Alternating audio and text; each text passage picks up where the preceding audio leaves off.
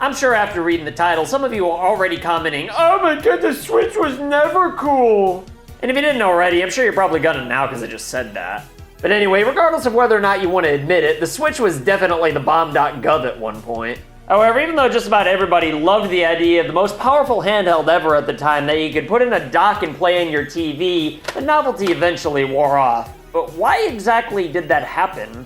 Well, stay tuned for my award-winning intro and I'll tell you why.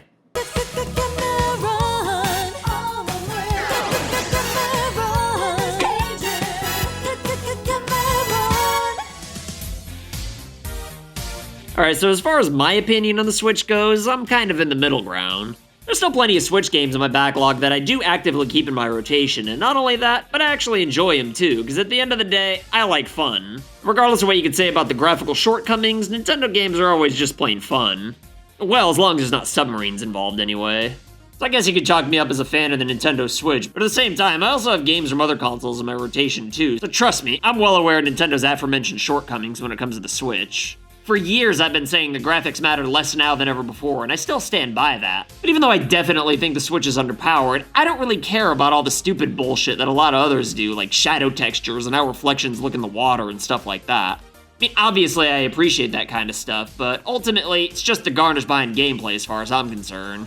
The main thing I care about always has been and always will be gameplay, especially after graphics reach the everything looks fine milestone in the 7th console generation. I mean, I remember being perplexed with how poorly the last year of 3DS games sold, because some of them were really good, and people were actively complaining about how the Switch didn't have enough games at the time, many of whom owned a 3DS. But no, apparently the Nintendo 3 dual screen was too old and unhip, which led to people missing out on some solid games. You're all just lucky Nintendo didn't think Metroid 2's poor sales meant that fans didn't want 2D Metroid anymore. But whatever, I don't care. I had fun with some great games while y'all missed out, because I'm not a graphics hoe. I care way more about the games I'm playing actually being fun than I do what box is displaying the images. Hell, if somebody were to somehow put out an awesome new game with an original addictive concept on the Nintendo 64 that you could only buy at retail, my ass would be at Circuit City to pick a copy up tomorrow. I mean, I think it's weird, but it was also weird when Pokemon Red and Blue came out when the Game Boy was 9 years old. I'd still buy a great game on an outdated console, because I prioritize the main course over the garnish. Hence why I'm still playing a few Switch games. To me, playing games on an outdated console is the same as finding the $10 million budgeted movie Godzilla Minus One to be better than the $275 million budgeted Marvels. Now that I made it clear that I don't have a creepy fetish for graphics in games, though, I've gotta say that after going from playing Fire Emblem Engage right to Final Fantasy VII Rebirth, the differences were jarring to me. Again, not because the amount of data involved in Barrett's shadow or something stupid like that, but just think of what it's like walking around in a town. There's tons of people everywhere, all having their own conversations with radio broadcasts and stuff like that playing in the background, and probably stuff I didn't even notice. All this stuff gets me really excited to explore this world, even beyond the fact that it just looks gorgeous. Meanwhile, back in Fire Emblem Engage, a game that came out just 1 year earlier, mind you, I'm expected to look at characters vaguely motioning out scenarios on screen and using my imagination to picture what they're talking about and doing in these so-called cutscenes. And the game does also have animated cutscenes that I think are completely acceptable, and the actual gameplay works exactly as it should, so like, yeah, it was still a great game. I'm really not complaining per se, but playing Final Fantasy VII Rebirth on the PS5 literally the next day makes it so much clearer that the Switch just isn't cutting it anymore. For a while, the lack of power was a fair compromise to be able to play your games with a gynecologist, but damn it, it's just not cute anymore. And honestly, if you hooked everybody up to a lie detector with a bomb strapped to their chest, I don't think anybody would deny that. The matter of when the Switch stopped being cute depends on who you ask, but I'd say that most people probably started feeling this way within a year or so after the Steam Deck came out. Granted, the Steam Deck wasn't the Switch killer that some people were claiming it'd be, and I don't even think it hurt the console's sales, to tell you the truth. But I do think it made people realize that the Switch wasn't the maximum amount of quality that a portable was capable of. To be fair, Nintendo's goal was to keep costs down, which, like it or not, is crucial if you actually want to appeal to as many people as possible. But even so, it's been 7 years and the Switch is still being sold at the same exact price, despite the production costs certainly being much lower these days. Maybe the lack of a price cut's inflation's fault? I don't know, but what I do know is that it's time for Nintendo games to step it up, and I don't think anybody would disagree with that. Although, like I said earlier, at the end of the day, all I want are good games, and with Tears of the Kingdom selling 20 million copies despite being graphically inferior to so many PS5 and Series X games, it's a fact that there's tons of other people who feel the exact same way I do. Yet even so, the Switch is still undeniably losing popularity. And honestly, if Nintendo could somehow keep big games coming out, I think the Switch could easily last till like 2027. Everyone would still complain about how outdated the visuals are, but at the end of the day, if you got irresistible games, people are gonna buy them. Granted, there probably wouldn't be that many new hardware sales given how many people already own a Switch at this point, let alone how many there are floating around in the aftermarket. But I do still think the Switch could stay pretty hot with a solid flow of games, underpowered or not. But the thing is, it just doesn't have, like, any games coming out. In fact, the Switch's lifespan's had quite a few droughts over the years when you think about it. Might not always feel that way if you're one of the 99% of the population who never even knew what a Wii U was, but had ports not been strategically plugged in over the years, there really weren't that many Nintendo games coming out for their main console as there used to be. When the Switch first launched, I thought it'd have twice as many games as normal since Nintendo wasn't dividing their development up between a handheld and a home console anymore, but for whatever reason, that just wasn't the case. I think part of that's because Japanese companies aren't allowed to overwork their employees as much as they used to, but like, why not just hire more people? It's not like Nintendo doesn't have the money. Although to be fair, it kind of feels like there's just fewer games coming out on everything compared to before. With other platforms, you can kind of excuse this a little bit because it probably takes longer to develop games with graphics that are, well, you know, up to date.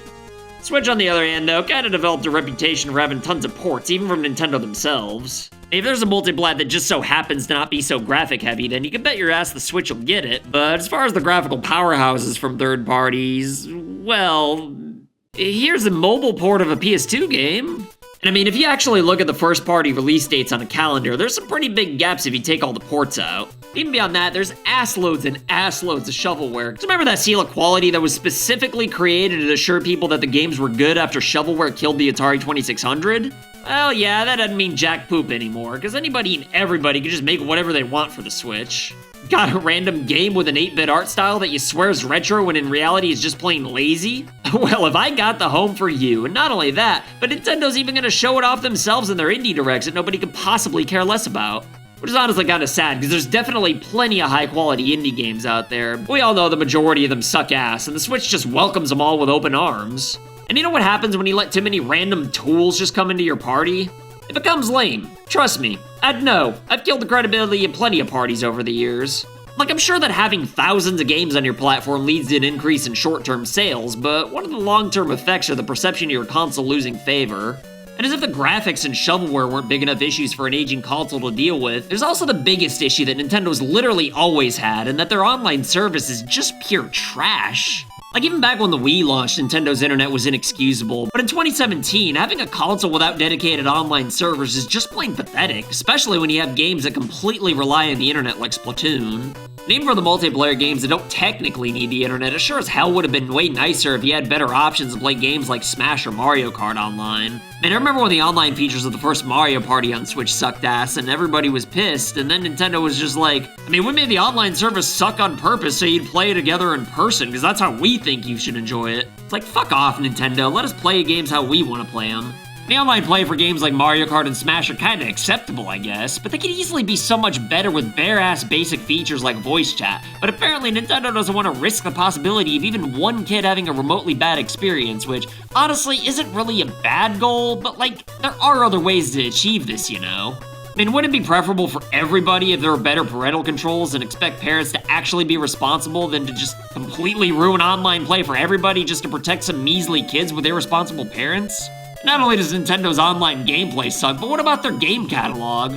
Like, the whole world's seen Game Pass at this point, except presumably Nintendo, I guess. I mean, the games offered on the Switch's online service feel like somebody told somebody who told somebody else about Game Pass, and then that person told Nintendo who said, that's not a good idea, here, we're gonna pick the games. And like, I get why Nintendo wouldn't want to add their brand new Switch games to the service on day one, and honestly, I think that's fair given how much cheaper it is than Game Pass. But like, why do we have to play this stupid little game of slowly releasing everything little by little? Like, it was kind of fun when they did it on the Wii back in 2007 because it gave each new old release its own spotlight every Tuesday when new ROMs were added to the store. But then when they repeated the exact same process on the Wii U, it was just plain tedious. Not only for the games, but why are we expected to get excited whenever a new console's added? Like, why not just add them all at once? The DS, 3DS, and Wii libraries kinda sorta make sense given the gimmicks involved on those systems, but it's just plain lame that we can't play GameCube games on the Switch right now. Granted, I'm sure these are being saved for HD remasters that could buy a little time in the release gaps between all the new games, and like, it's kinda cool to get new coats of paint to GameCube games, I guess. But I don't know,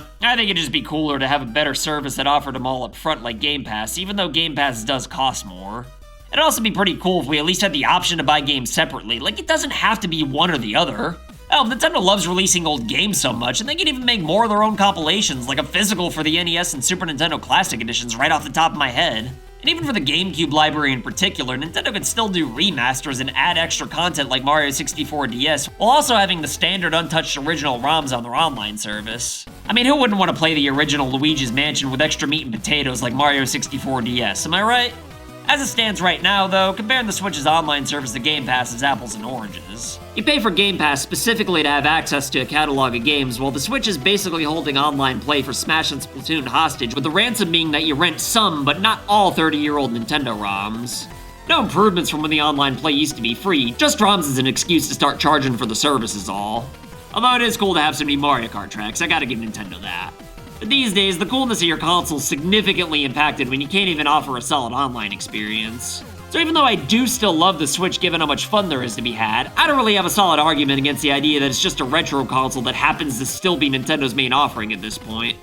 Anyway, that's all for today, but if you got a kick out of my incoherent rambling and disturbing imagery though, then you should check out the video I made on the Snowboard Kids series, but you'll excuse me though, I gotta go tow my car. Actually, I already did it earlier, but when I was writing, I wrote